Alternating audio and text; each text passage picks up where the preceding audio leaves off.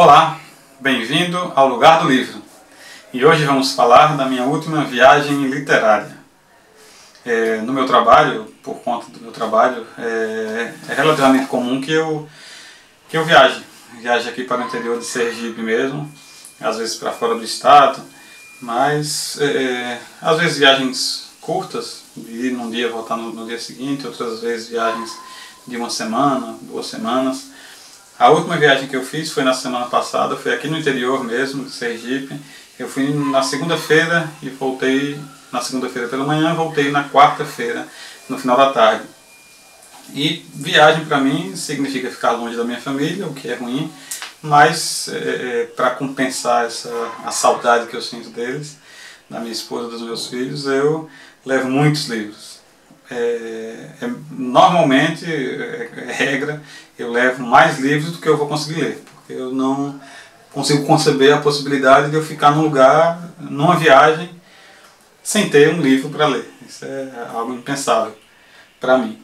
Então dessa vez eu fui segunda de manhã e eu voltar na quarta à tarde. Então eu trabalharia o dia inteiro, teria os tempos de deslocamento, haveria muitos, de uma cidade para outra, e à noite, o começo da noite até a hora que me desse sono no hotel. Só quebrado esse tempo pela hora do jantar. Eu estava lendo o terceiro volume do 1Q84, eu estava 40% do livro, faltavam ainda umas 250 páginas. E eu levei esse livro, eu disse, não, acho que eu vou levar mais um. E eu disse, não, vou aproveitar, vou levar mais 2, vai que eu termine de ler. E aí peguei outro e acabei pegando outro. Resumindo, levei 5 livros e, para minha alegria, para minha felicidade, consegui ler os 5 livros. Mas calma, não é tanto assim, não vão pensando que eu não trabalhei, eu trabalhei bastante lá. É que eu escolhi os outros livros, de livro mais robusto, só tinha esse. Os outros livros foram livros de leitura mais rápida. E eu levei assim de propósito mesmo, livros que estavam de alguma forma na minha fila e que eu queria ler em intervalos curtos. O primeiro livro foi esse aqui, como eu falei, eu terminei a leitura dele apenas no segundo dia, na primeira viagem do segundo dia. E não vou falar sobre o 1Q84 porque o meu próximo vídeo vai ser sobre a trilogia, então esse aqui vocês vão ouvir mais sobre ele. O segundo livro que eu li foi um livro que eu dei de presente à minha esposa. É um livro da Kozak Naif, A Contadora de Filmes, de Hernan Rivera Letelier. Minha esposa gosta muito, ela é uma educadora, professora, se interessa muito por tema de contação de histórias infantis.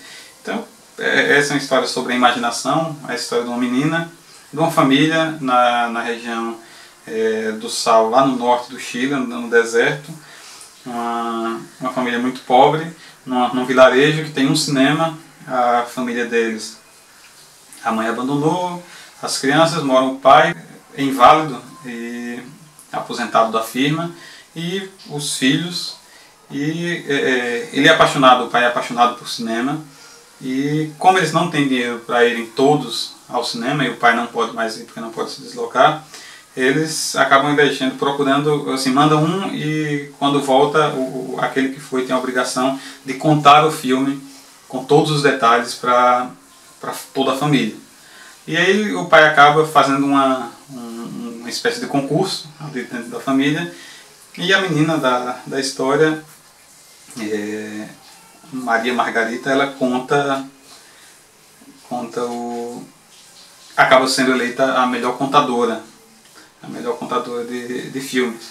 Então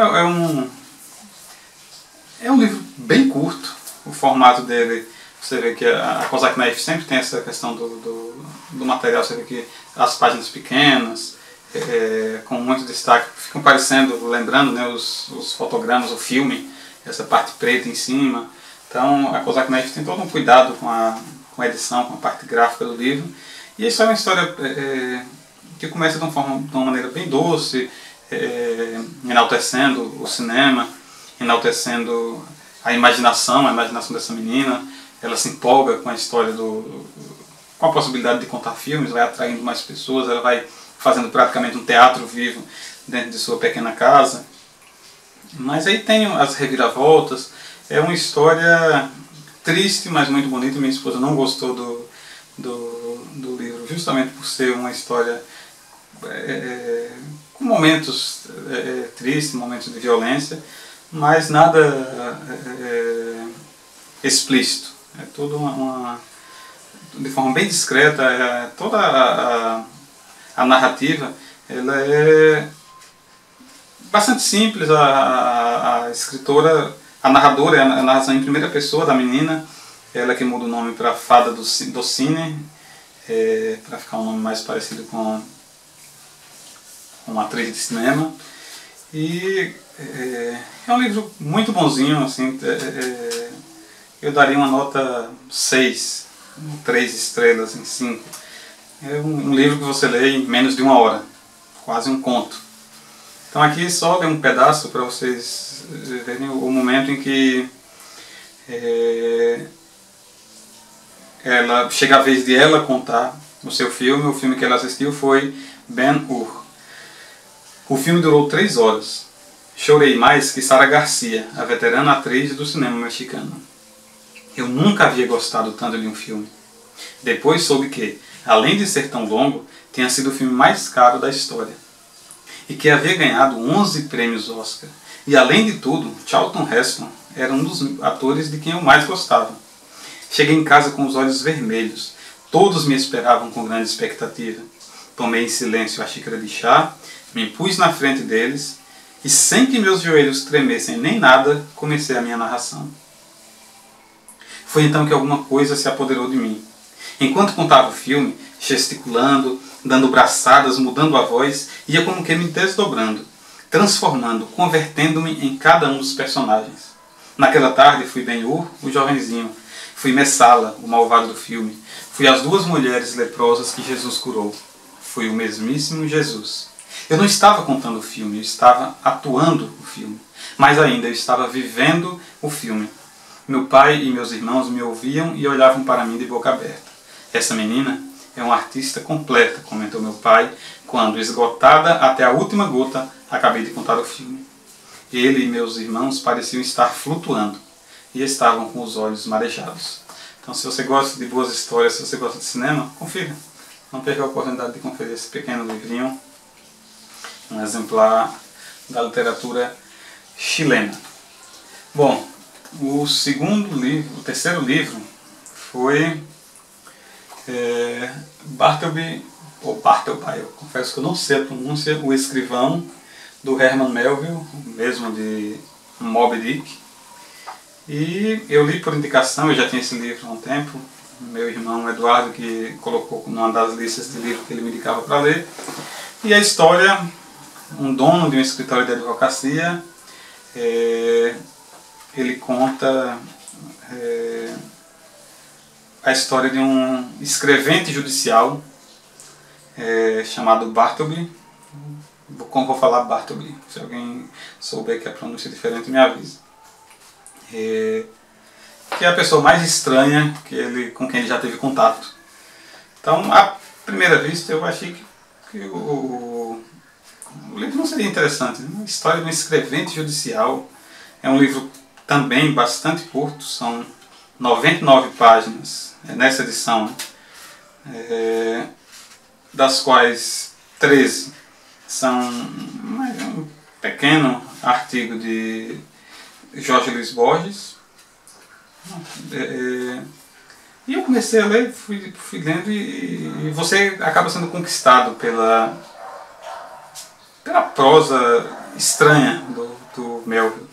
Porque mais do que a prosa, mais do que a técnica, é o Bartleby que realmente é um cara muito curioso. A história, claro, é uma metáfora.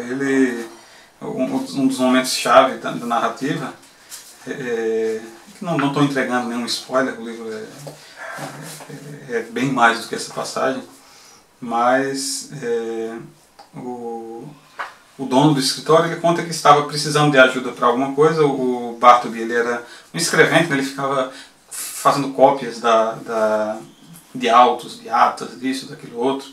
E aí ele estava ocupado, precisando de uma ajuda rápida, conferir um pequeno documento.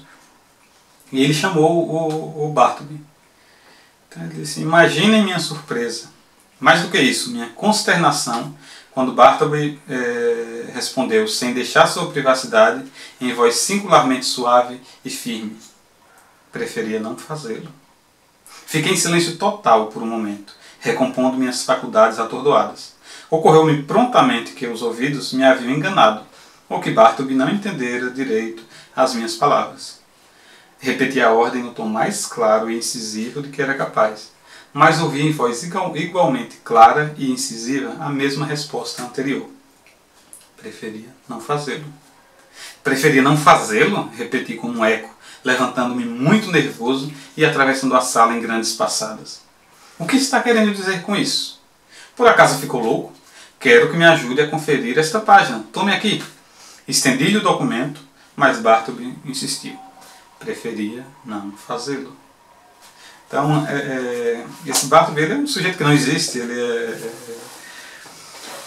a análise que o Jorge Luiz Borges faz é que basta que uma pessoa irracional entre numa sociedade, entre num grupo, que aquelas pessoas vão começando a ficar também irracionais. Ele fala que exemplos disso não faltam. Então, tem um ar meio kafkiano. Você lembra muito de Kafka pelo absurdo da situação, porque o Bartleby ele se recusa a fazer determinadas tarefas, depois ele começa a fazer recusas cada vez mais estranhas, e a história vai tomando proporções absurdas e irresistíveis. O sujeito, o dono do escritório, não consegue se livrar do Bartleby e também não consegue saber o que fazer. Então é uma história muito simbólica, que fala muito sobre justamente como viver em sociedade. A gente está sujeito a situações complicadas e a interferência, talvez, do acaso ou do absurdo. Então é uma pequena joia esse livro do Herman Melville. Terceiro livro foi esse aqui. Foi Daniel Galera. Eu tinha esse livro já há algum tempo. Cordilheira. De Daniel Galera, eu tinha lido o Barba Ensopada de Sangue, que foi um grande livro, um ótimo livro, a história de um sujeito que decide se mudar de sua cidade, vai para um lugar onde seu avô teria vivido, vai em busca meio que do seu passado, e é uma história com poucos fatos, assim, mas em que tudo vai acontecendo de maneira muito orgânica, muito natural. O link para a resenha que eu fiz vai estar embaixo do vídeo. E por que eu estou falando de Barba Ensopada de Sangue? Porque enquanto o que mais me chamou a atenção no Barba Ensopada de Sangue foi essa fluidez da história, como o personagem ele era crível, aqui o demérito desse livro foi justamente isso. É um livro que para mim deveria ter mais páginas. Ele tem uma ideia muito boa, ele tem um roteiro, se a gente pode chamar assim, muito bom. Conta a história de uma jovem que no seu primeiro livro escreveu um best-seller, assim, claro, brasileiro. Ela foi apontada como uma das grandes promessas da nova literatura brasileira, da literatura brasileira contemporânea, que estava reescrevendo a nossa literatura e tal.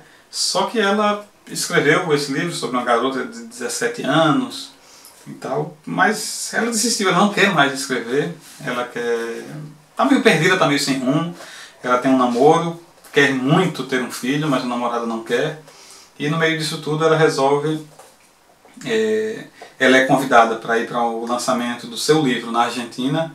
Ela nem lembrava mais, alguns foram, acho que 2 ou 3 anos depois do lançamento do seu livro no Brasil, os direitos haviam sido vendidos, e ela resolve, já que eu vou para lá, para Buenos Aires, para lançar esse livro, sem nenhuma vontade de falar dele, porque ela desprezou sua única obra, enquanto a crítica queria mais, queria saber o que ela estava escrevendo e tudo mais, ela resolve, já que o namorado não quer não quer fazer um filho com ela, ela resolve se redescobrir, se reencontrar, passar um tempo em Buenos Aires para se redescobrir, para saber o que é que ela realmente quer da vida. No meio disso tudo, isso não é spoiler, o começo do livro é isso.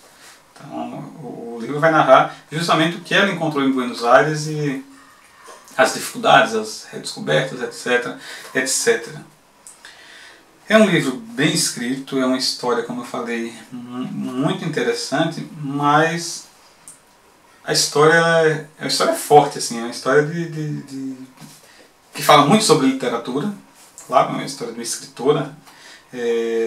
Todos os personagens, de forma direta ou indireta, estão envolvidos com a literatura, alguns de forma muito séria, mas a premissa principal, o fato principal que vai mudar a história da narrativa, ela é muito grave, ela é muito... é quase inacreditável. É algo que a gente sabe, poderia acontecer, mas eu, enquanto leitor, não estava preparado, ou melhor, refazendo isso, não é que eu enquanto leitor, não estava preparado para o que foi revelado. É que, dentro da história, a reação de um determinado personagem, quando esse segredo, esse fato grave se revela, a reação dessa pessoa foi assim, de uma aceitação inacreditável. Uma pessoa racional, ou pelo menos essa personagem, do jeito que ela se comportou aqui, para mim ela não poderia aceitar aquilo com aquela naturalidade. Digamos assim, o homem médio não aceitaria essa situação da forma que esse personagem aceitou. Então, a partir disso, eu perdi um pouco do interesse em relação ao livro, porque ele deixou de ser crível. Então, a história ela continua, como eu falei, é uma reflexão muito grande sobre literatura e o poder da literatura, mas, para mim, o que faltou aqui foi o Daniel Galera acrescentar mais umas 100 páginas. E aqui não é porque eu gosto de livros mais grossos, é que trabalhar mais as motivações de todos os personagens envolvidos nesse fato grave. Então, esclarecer melhor, se envolver. Então, eu achei que é como se a versão do diretor fosse contemplar, se fosse um filme, a versão do diretor iria contemplar essas cenas deletadas que justificariam a decisão de um determinado personagem. Então, é um livro que acabou me decepcionando um pouco nesse ponto. Então, apesar disso, não julguem somente pela minha opinião, porque ele ganhou o prêmio da Fundação Biblioteca Nacional de Melhor Romance de 2008. Então, méritos, naturalmente, ele tem.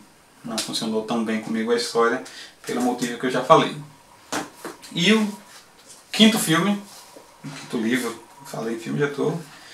Do quinto livro eu vou ler só o começo. Se você é um amante da literatura, você vai adivinhar logo que livro é esse. Hoje, minha mãe morreu. Ou talvez ontem, não sei bem. Recebi um telegrama do asilo. Sua mãe falecida. Enterro amanhã. Sentido os pêsames. Isso não quer dizer nada. Talvez tenha sido ontem. Então é isso mesmo. O Estrangeiro, de Albert Camus. Deve ser assim que se pronuncia em francês. É a história de um sujeito, um funcionário, que perde sua mãe logo no começo do livro. Isso também não é spoiler. E não é spoiler também que, apesar de ser um fato que já acontece lá para o meio do livro, na verdade depois do meio do livro, ele acaba matando um árabe. Então são os dois fatos que, digamos assim, são mundialmente, universalmente, cosmicamente conhecidos sobre o estrangeiro. O estrangeiro do título é justamente o sujeito que foi assassinado pelo protagonista do livro. Eu comecei a ler sem muita expectativa. Sabe? Eu não lembrava, eu já tinha lido isso aqui, acho que em 97, 98, quando eu entrei na universidade, e não lembrava sequer da impressão que o romance me causou. A única coisa que me depunha a favor era o fato de ser considerado um clássico e de ter uma das aberturas, um dos inícios mais famosos da literatura. E comecei a ler e fui ficando impressionado com o personagem principal. Ele é como se você estivesse lendo o processo, só que ao invés, enquanto em o processo é a burocracia, é o mundo que vai confundindo o personagem, o Joseph K. Aqui é esse sujeito que é distante do mundo. Ele é um... não sei se... Eu sou fleumático por natureza. Então, a melhor piada para... o melhor exemplo para definir o que é um fleumático é o sujeito que está deitado na rede. O mineiro, normalmente falam que mineiro é fleumático. Chega um disco voador e ele chama: ô mãe, chegou um disco voador. Então ele não se impressiona com nada, ele é meio sem vontade, assim, ele é meio sem iniciativa, nada o surpreende, ele não se empolga com as coisas. Então, mas esse sujeito aqui, parece que a fleuma foi inventada, inspirada nele, porque ele realmente não se interessa por nada, tudo está bom, tudo está bem. É impressionante isso, como ele vai se arrastando no livro, como se fosse sendo empurrado pelas situações, e para ele, tanto faz, é uma das coisas que ele mais diz. Tanto faz, sim, tudo bem. E foi nesse jeito, tanto faz, que ele mata o sujeito, mata o árabe, numa briga que não tinha nada a ver com ele, tinha a ver com um sujeito, um suposto amigo, e ele vai sendo conduzido, sem nunca expressar exatamente o que é que ele quer. Ele sempre está meio cansado, o sol, a claridade deixam ele meio confuso. E é uma preciosidade. O Estrangeiro é uma preciosidade. É um livro que você lê também muito rapidamente, mas que impressiona pela força da história e pela força desse personagem que justamente é fraco. Ele não se impõe em momento algum. Aqui tem um exemplo lapidar. Ele tem uma... Tanto faz se é namorada, se não é, ele diria isso, mas uma pessoa que ele conhecia, por quem ele se sentiu atraído há algum tempo, ele reencontra no dia seguinte ao enterro da mãe e acabam começando meio que a namorar, se torna amante dele. E um determinado dia, depois que eles já aprofundam um pouco mais o relacionamento, a Maria vai buscá-lo em casa. Então o trecho é o seguinte: Maria veio buscar-me à noite e perguntou-me se eu queria casar com ela. Respondi que tanto me fazia, mas que se ela de fato queria casar, estava bem. Quis então saber se eu amava. Respondi, como aliás respondera já uma vez, que isso nada queria dizer, mas que talvez não a amasse. Nesse caso, por que casar comigo? Disse ela. Respondi que isso não tinha importância, que se ela quisesse, nós podíamos casar. Era ela, aliás, quem o perguntava, e eu contentava-me em dizer que sim. Maria observou então que o casamento era uma coisa muito séria. Respondi: não. Maria calou-se durante uns instantes e olhou-me em silêncio. Depois falou: queria simplesmente saber se, vinda de outra mulher com a qual estivesse relacionado do mesmo modo, eu teria aceito uma proposta semelhante. Respondi: possivelmente. Perguntou então de si para si se gostaria de mim, mas sobre esse ponto, como poderia eu saber alguma coisa? Depois de mais uns instantes em silêncio, murmurou que eu era uma pessoa estranha, que gostava de mim de certo por isso mesmo, mas que um dia, pelos mesmos motivos, era capaz de passar aos sentimentos contrários. Como eu me calasse por não ter nada a acrescentar, tomou-me o braço a sorrir e declarou que queria casar comigo. Respondi que sim, logo que ela quisesse. Então, esse é o sujeito e é o tempo todo assim. E por mais que ele tenha essa atitude inacreditável, mas de tão absurda que ela é, de tão inacreditável que ela é, o tempo todo ele se torna um personagem real. Você consegue imaginar, porque ele deixa escapar alguns lampejos de sentimento em um determinado momento, quando ele fala em um testemunho durante o julgamento que naquele momento, naquele momento ele teve vontade de beijar um homem, quando uma pessoa depõe em favor dele. Então é um livro que o mote já é bastante conhecido.